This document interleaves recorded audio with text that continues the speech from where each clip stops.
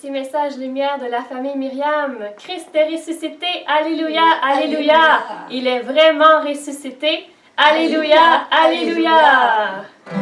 Ma joie, Christ est ressuscité. Il est vraiment ressuscité. Debout, soyons les témoins de sa vie en aimant comme lui. Mon Seigneur et mon Dieu, je t'ai reconnu, par tes plaies glorieuses tu nous guéris. Alléluia, heureux ceux qui croient. Alléluia, ma joie, Christ est ressuscité, il est vraiment ressuscité. Debout, soyons les témoins de sa vie en aimant comme lui.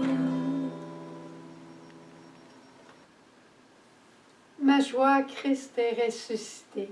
Nous sommes encore dans le temps pascal. On vient de terminer la semaine de Pâques et on entre maintenant dans une nouvelle phase, je dirais, du temps pascal, où à tous les jours, on va avoir en première lecture la lecture du livre des Actes des Apôtres avec les prouesses des apôtres qu'ils réussissent à faire grâce à l'Esprit Saint.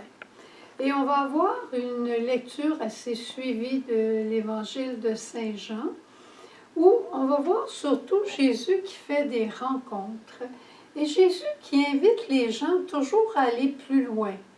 Quand on regarde ces rencontres-là dans une perspective pascale, on comprend mieux. Je te donne un exemple. Jésus a passé de la mort à la vie. Il a fait sa Pâque. Avant, on disait il faut faire nos Pâques. Mais faire nos Pâques, c'est pas juste d'aller communier, d'aller au sacrement du pardon entre le mercredi des cendres et le dimanche suivant, la journée de Pâques qu'on appelait anciennement le dimanche de la Quasimodo ou le dimanche de la Miséricorde maintenant. C'est beaucoup plus que ça, faire nos Pâques, c'est faire un passage. Et aujourd'hui, on retrouve Jésus avec Nicodème, tout comme hier, on retrouvait Jésus avec Thomas. Thomas, c'était un bon apôtre qui aimait Jésus beaucoup. Il avait une défaillance au niveau de la confiance, on dirait. Quand ses confrères lui ont parlé, non. Moi, il dit, il faut que je touche pour croire. Alors Jésus a pris Thomas où il était, dans ses lenteurs, dans sa limite. Il l'a pris, puis il lui a fait faire un passage. Il lui a fait faire sa Pâque de l'homme qui doutait et qui n'avait pas très confiance à ses confrères, pour en faire un homme de foi qui nous donne cette grande profession de foi, mon Seigneur et mon Dieu. Alors pendant les prochaines semaines, on va voir des gens qui vont vivre des changements. Mais ces changements-là, c'est pas parce qu'ils sont pas bons puis ils doivent devenir bons. C'est parce que il faut que l'Esprit de Jésus les saisisse, les envahisse et leur fasse faire une Pâque. Et Saint Jean est extraordinaire pour raconter les rencontres de Jésus, pour les raconter. Et aujourd'hui, on se retrouve avec Jésus et Nicodème. Nicodème, on dit que c'était un genre de mini-croyant. C'était un pharisien, un notable juif, très fidèle à la loi, docteur en Israël, c'est-à-dire un sage qui savait enseigner, qui savait comment vivre avec Dieu, comment vivre avec les hommes. Il était peut-être même membre du Sanhédrin. Mais tout cela était très beau. Mais Jésus avait quelque chose de plus à lui apporter. Jésus voulait permettre à Nicodème de passer de la loi de l'Ancien Testament de Moïse à faire un passage au Nouveau Testament et vivre dans la loi de l'amour, de la charité, sous le règne de l'Esprit Saint, et comme dit Saint Paul, une antienne qu'on va retrouver souvent pendant le temps pascal, rechercher les réalités d'en haut. Ces réalités d'en haut, c'est nul autre que l'Esprit Saint. Et je dirais que c'est une parole clé du temps de Pâques, de rechercher les réalités d'en haut. Pas parce qu'on est capable de faire le passage par nous-mêmes, pas parce qu'on est capable de dire du jour au lendemain, moi je vais vivre des réalités d'en haut. Qu'est-ce qu'il y a en haut? L'amour, la charité, la patience, la miséricorde. Très bien, je vais commencer à vivre ça. Ça peut faire pour un bout de temps, mais il faut à un moment donné que l'Esprit vienne saisir notre cœur. Et c'est ce que Jésus veut faire avec Nicodème, c'est ce qu'il voudra faire avec la Samaritaine, c'est ce qu'il voudra faire avec toutes les personnes dont on va assister aux rencontres, et c'est ce qu'il veut faire avec toi. Il veut te faire tes Pâques, il veut te faire vivre un passage. À ce moment ici, tout ce qui est important, c'est de désirer ce passage. Et je reviens un petit peu sur la fête d'hier, la fête de la miséricorde. À son homélie à l'Eucharistie, notre Saint-Père le Pape nous rappelait une parole que Jésus avait dite à Sœur Faustine quand il lui a dit « Ma fille, tu m'as tout donné, mais il te reste encore quelque chose à me donner. » Mais elle dit « Seigneur, je t'ai tout donné, qu'est-ce que je ne t'ai pas donné encore? » Et là, Jésus a dit « Mais tes péchés, tes faiblesses, on veut toujours donner quelque chose de beau, d'extraordinaire au Seigneur. Et le Seigneur veut venir chercher nos culpabilités, nos rancœurs, nos pauvretés, peut-être quelque chose qui nous agace de notre passé, dont on n'est pas capable de se débarrasser. Commence déjà ta Pâque toi-même, en te tournant vers le Christ miséricordieux, en te tournant vers Jésus, puis en lui disant « Jésus, mon cœur, je te le donne, avec tout ce qui traîne encore dedans, pas seulement mes péchés, la peur que je peux avoir de mourir à cause de vieilles situations qui ne sont pas réglées, des pardons qui ne sont peut-être pas accordés, peut-être que c'est une culpabilité, tu as fait quelque chose dans ton passé, puis tu le regrettes, puis tu as demandé pardon au Seigneur, mais cette culpabilité-là vient toujours comme renier le fond de ton cœur. Donne-la, cette culpabilité-là au Seigneur. Il veut t'en libérer et ça va te permettre de faire un passage vers une plus grande joie de vivre, vers une plus grande liberté.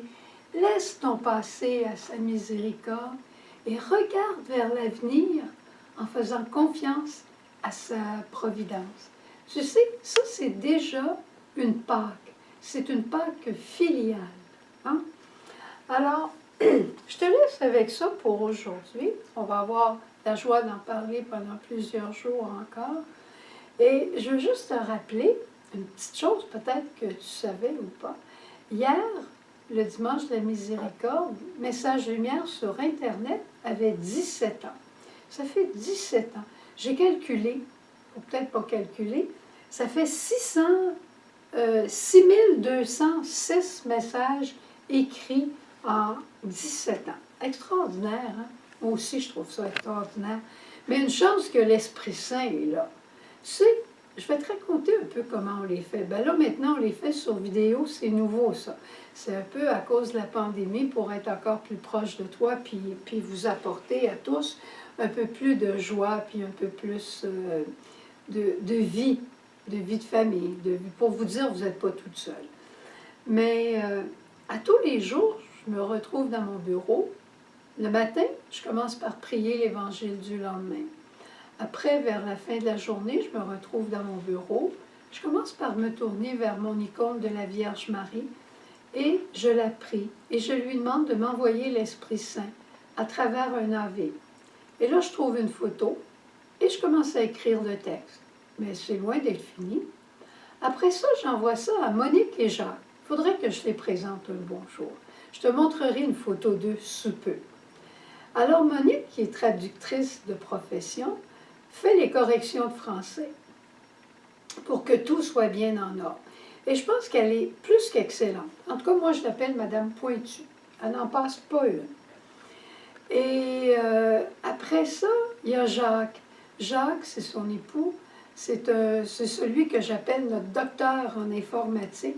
Dès qu'on a un problème, on l'appelle Jacques. Il est d'une patience angélique. Je ne sais pas si Monique va dire ça pour toute sa vie, mais par rapport à Message Lumière, puis par rapport à la famille, il est d'une patience, il cherche toujours, puis il trouve toujours une solution. Extraordinaire. L'esprit doit être avec lui, certain. Alors, c'est lui qui fait vos inscriptions, c'est lui qui fait les modifications. Quand il y a un serveur qui commence à nous donner des troubles, c'est lui qui trouve les solutions.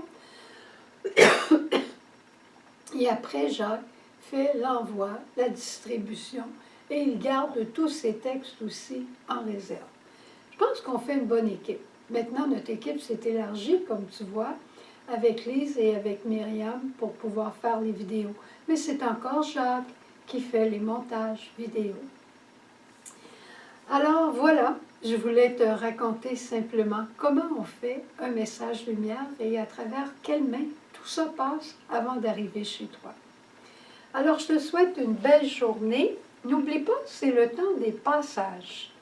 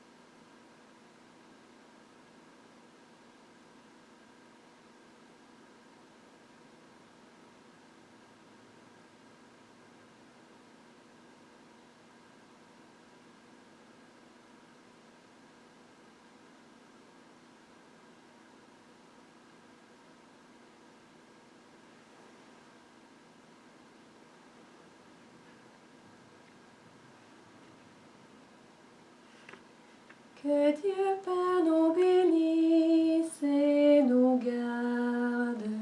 Que Dieu Père nous bénisse. Qu'il nous bénisse, Dieu Père. Qu'il nous soit bienveillant. Qu'il nous bénisse, Dieu Père.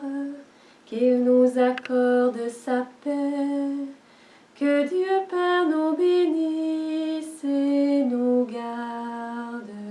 Que Dieu Père nous bénisse. Au nom du Père et du Fils et du Saint-Esprit. Amen.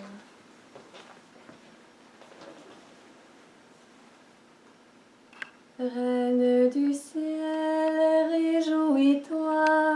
Alléluia.